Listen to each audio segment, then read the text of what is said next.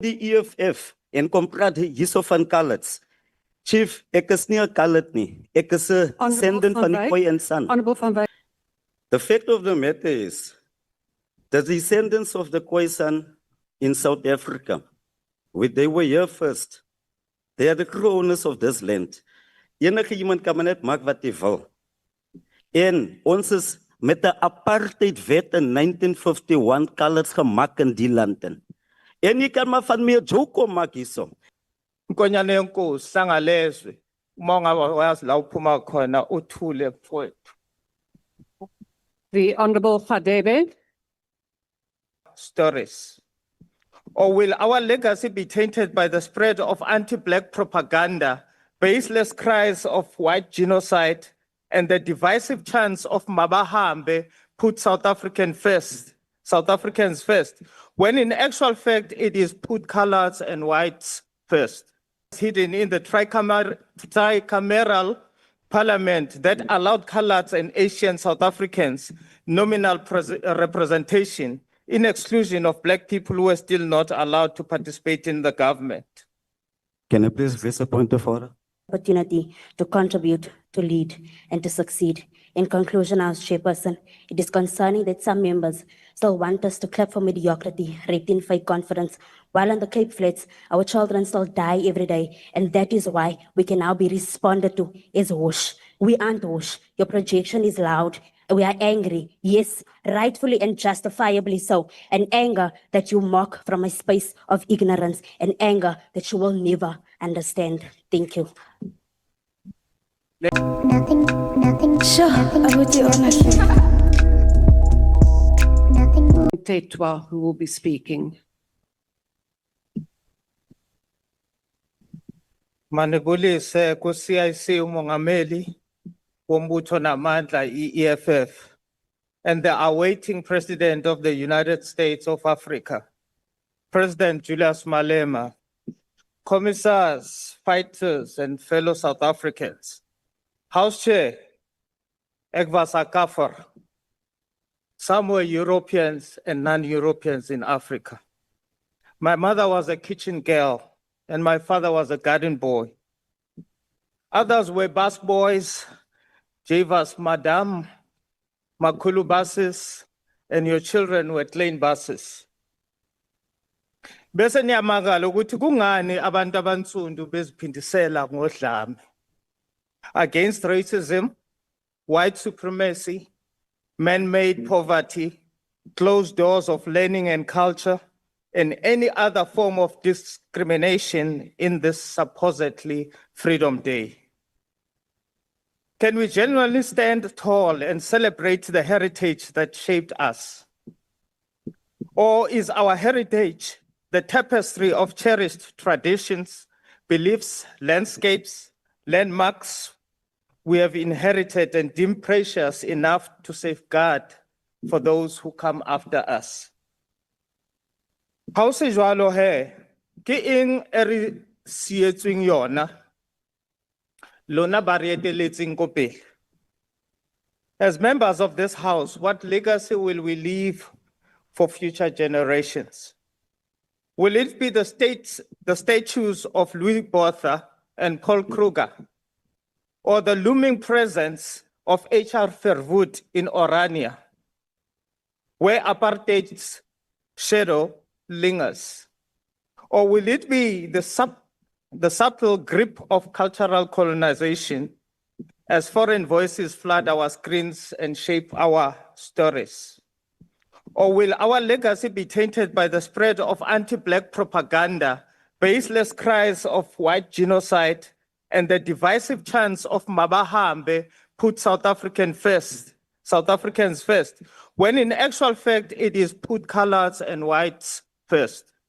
A populist and demagogic anti-democratic revolutionary myth disguised as a new struggle for liberation to liberate colors and whites. But from who and from what?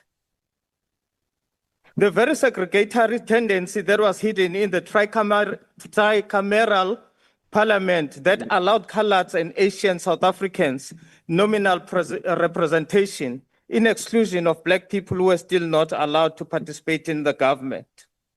Can I please raise a point of order? Now, just see who is. Speaker. Yes, Wyk. Honorable Mtetwa, please take your seat. Honorable Van Wyk. Speaker, thank you very much. In 1985, with a cry, Honorable with a cry member, about it. honorable member, that is not No, a I'm point still on the of floor. order. I'm calling a point of order here. Honorable, The colored people was never part Honourable- of that government. Honourable Van They Wyk. refused to be in that government. Honourable- The honorable member must not come and talk nonsense here and Member, mislead not please only the allow house, me but to the advise. country itself. Honorable Van Wyk, take your seat. That is not a point of order. Honorable members. Honorable members. If you raise a point of order, refer me to the specific point of order. If you don't have the actual number of, honorable member, you are absolutely out of order.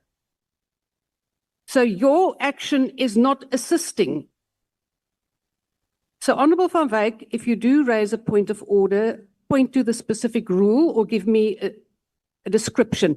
But I have now listened to what you say. That is not a point of order. That is a matter of debate.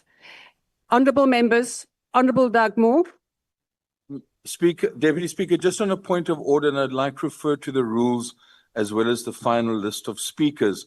I note that the Honorable Van Wyk is on the speakers list. So why doesn't he just say what he wants to say when he speaks? Honorable Dagmore, that is also not a point of order. And you don't have to preside on my behalf. Honorable Mtetwa, please proceed. The very segregatory tendencies that were hidden in the tricameral parliament that allowed coloureds and Asian South Africans nominal representation in exclusion of black people who were still not allowed to participate in the government. When racial propaganda is echoed by the Ministry of Sports, Arts and Culture, it erodes the fragile progress towards unity and deepens the wounds left by colonialism and apartheid against the very need for social cohesion. The surfacing of racial slurs and open hostility displayed by Minister Gayton McKenzie towards black people on social media fans the flame of division and betrayal of the progress we claim and dishonoring the legacy of leaders like Reverend Allen Busak, Mama Albertina Sisulu, and Reverend Chikane, amongst others, the founders of UDF, whose goal was to establish a non-racial united South Africa in which segregation is abolished and in which society is freed from institutional and systemic racism. Its slogan was UDF unites, apartheid divides. That's your education, sir. It is a direct attack on the words of our founding father of this democracy, Tata Nelson Mandela, once said, I quote, never, never, and never again shall it be that this beautiful land will again experience the oppression of one by another. If we embrace this vision of heritage, we must weigh our words and deeds with care, for they become the foundation upon which our children and their children will build. Let us move beyond ritual speeches and curated histories. This Heritage Month, let us seek deeper understanding, embrace our responsibilities, and turn our painful past into a legacy worthy of celebration. In this way, we ensure that those who follow will remember us with pride. Let us draw lessons from the story of Charlie Kirk and choose unity over divisions, working together to heal and strengthen our nation. Kusho mina ke uJobe, uDingiswayo, umfolo zomnyama okhetha abawelayo, nabawelayo bawuqokelela. Kusho mina ukhulisa inkosi, inkonyane yenkosi sangalezwe. Uma ngabe wazi la uphuma khona uthule mfowethu. The Honorable Khadebe.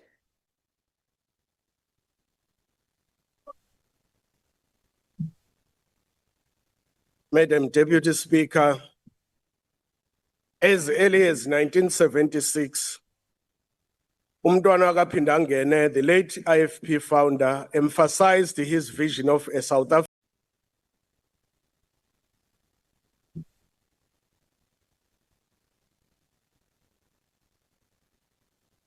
Speaker, greetings to the House.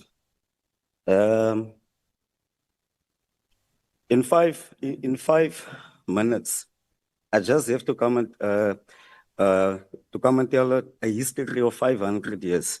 Because the way we have been undermined here in this country as so-called colored people, even the history, even the struggle, the way we partake in it, still we are being undermined here. Jy kry 'n honorable member hierso wat hy is nou net gemislead het met die wat hy gesê het dat coloureds was in die parlement in 1985 nog nooit nie. Ons was nog nooit daar nie. Ons het gesê nee. Ons het gesê as almal nie daar kan wees nie, dan wil ons dit nie hê nie. Dit is wat gebeur het. Hier in die parlementen, elke keer dan kom die EFF en kom praat hierso van coloureds. Chief, ek is nie 'n colored nie. Ek is 'n Honourable sending Van van die Wyk. Kooi en San. Honourable Van Wyk, please take your seat. Honourable members, you know full well that you cannot make gestures in this house. So please stop doing that. Honourable Van Wyk, As hoe ons Honourable termyn- Mkalipi and Honourable Dugmore. I cautioned earlier that we have to have the necessary respect for this debate. So you are making it an absolute frivolous, irrelevant affair. Honourable Van Wyk, please proceed. As hoe ons geundermyn word hierso as coloureds. En die colored mense in die land en moet kyk na dit. Speaker, kom ons gaan sommer na straight na die punt toe. In 1951 het die apartheid government die descendants van die Khoi en San, African mense, gerename as coloureds met die Race Classification Act. In 1990, die wet was gerepealed. In 1996, toe kom die wet weer in met die Constitution van 1996. Vandaag, dan kom honorable members hierso en kom undermine ons. Asof daar was nog nooit 'n Basil February met die struggle nie. Daar was nog nooit 'n Ashley Kriel. Asof ons nog nowhere gewees het nie. So, ek gaan nie hier kom sit en 'n heritage man kom staan en celebrate hierso en die heritage kom celebrate as ons so geundermine word hierso dat ons is coloureds. Ons is nie coloureds nie. Ons is descendants van die Khoi en San en hy is 'n apartheid wet. What is the official language of colored? Honourable member on the platform, Honourable Michael, Die DA, please mute yourself. hoe maar Proceed, Honourable Van Wyk.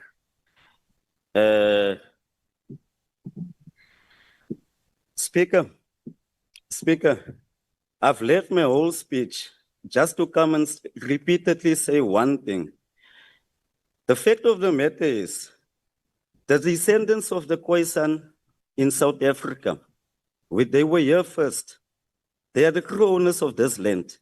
Enige iemand kan maar net maak wat hy wil. En ons is met 'n apartheid wet in 1951 colours gemaak in die land in.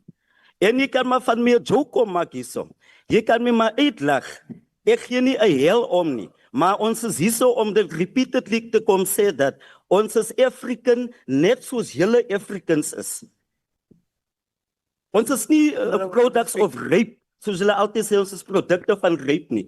Daar wat ons altyd gesê ons is products of rape hierso. Honourable Van Wyk, please Ons take, jong mense Honourable gaan Van dood in Wyk, die land in. Honourable Van Wyk, please take your seat. Yes, Honourable member. Please Honourable proceed. Speaker, with all due respect, I'm requesting honourable member to withdraw the statement that he's making. We are not products of rape. That's undermining survivors. That's undermining people who are born from that incident. Honourable Van Wyk, I still have to rule before you take to the podium.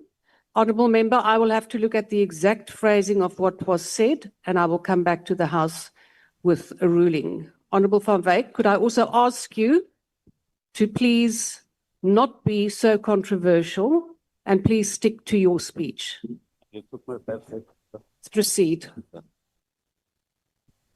I'm going to repeat. In South Africa, in many speeches, in articles, many people have said it. Political parties have said it, that colored people are products of rape. And I'm sticking to it. I will never back down from it. And that thing, we have to debate it here in Parliament. We have to bring it to Parliament. We have to challenge the 1951 Race Classification Act. We are not colored. Order, We are honourable descendants of members. the boy and son. And the reason why you don't want us to take our identity is because we are the true owners of this land. Dis hoekom, even die DA in die Weskap, hulle kom complain van alles hierso, van stadiums en so aan. Maar wat van onze mense wat doodgaan nie? Onze mense gaan dood, hulle laat dit toe met al die drugs en die skietery, want hulle weet wie se eienaars van die land. So, Thank you, jy kan maar honourable net maak member. jy Your wil. time Ek has repeat dit expired. weer. Colored Honourable people Van is Wyk, die product your of time rape nie. has Remember, expired. salute. Honourable Mulder.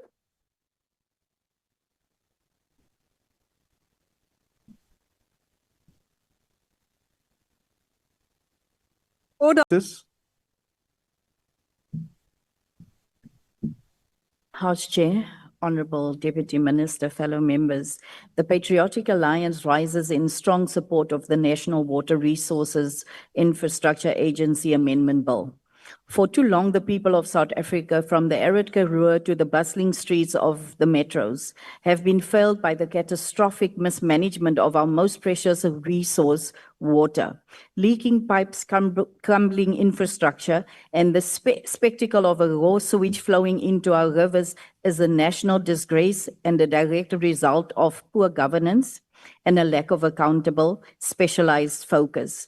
This bill is not merely an amendment, it is a critical intervention. It represents a decisive step towards taking water infrastructure out of the hands of those who have proven that they cannot manage it and placing it under a dedicated single-purpose state-owned entity. The creation of the National Water Resource Infrastructure Agency provides the focused, engineering-driven, and financially accountable leadership that this crisis demands. We support this bill because it's fundamentally about delivery to our people. It is about ensuring that every South African, regardless of where they live, has access to clean running water. It is about securing water for our farmers to grow food and create jobs. It is about being a resilient water future to power our economy and protect our communities from drought and the adverse effects of climate change. The PA has also stood for practical solutions and good governance. This bill, while not a silver bullet, is a necessary and powerful tool to fix what is broken. We urge all parties in this House to put the people of South Africa first and pass this bill without delay. Thank you. Thank you, Honourable Member. The next speaker is the Honourable Wessels. That we continue taking proactive steps to create an enabling environment where global partners can support us meaningfully. This includes efforts to return discriminatory laws, invest in women and youth-led enterprises, and expand access to digital infrastructure, quality education, and skills development. In South Africa, initiatives like the Youth Gender Action Plan demonstrate the power of local ownership supported by international cooperation. YGAP provides a framework for addressing gender-based barriers faced by young people, including access to healthcare, economic opportunities, and political participation. Similarly, in the She Trades ZA platform, developed in partnership with the International Honourable Trade Marchi, Center. Honourable Marchi, please just pause Yes. for a moment. I have a hand in the sitting or in the chamber. Honourable Deputy Minister, why do you want to be recognised? Thank you, Honourable House Chair. Honourable Reddy must stop taking photos in the House. This was raised earlier and it's not really correct. No, I don't love you, Yeah. but he must stop doing that. Thank you. Honourable Reddy, let me remind you once again, and the Honorable Frolic earlier in the sitting did read out the specific rule which prohibits the taking of photos. No, I saw it myself, Honorable Reddy, and I was waiting for Honorable Marchie to... Honorable Reddy, I'm not going to play games with you. You even invited the member behind you to smile for the photo. Yes. So please don't do it again. Honorable Marchie, please continue. These examples show that when local priorities align with global support, we can arrive real, lasting change. But to scale these successes, we must foster inclusive partnerships rooted in shared responsibility and long-term commitment. The IFP calls for inclusive development to be more than just a buzzword. We must support childcare facility so women can work, run for office, and lead.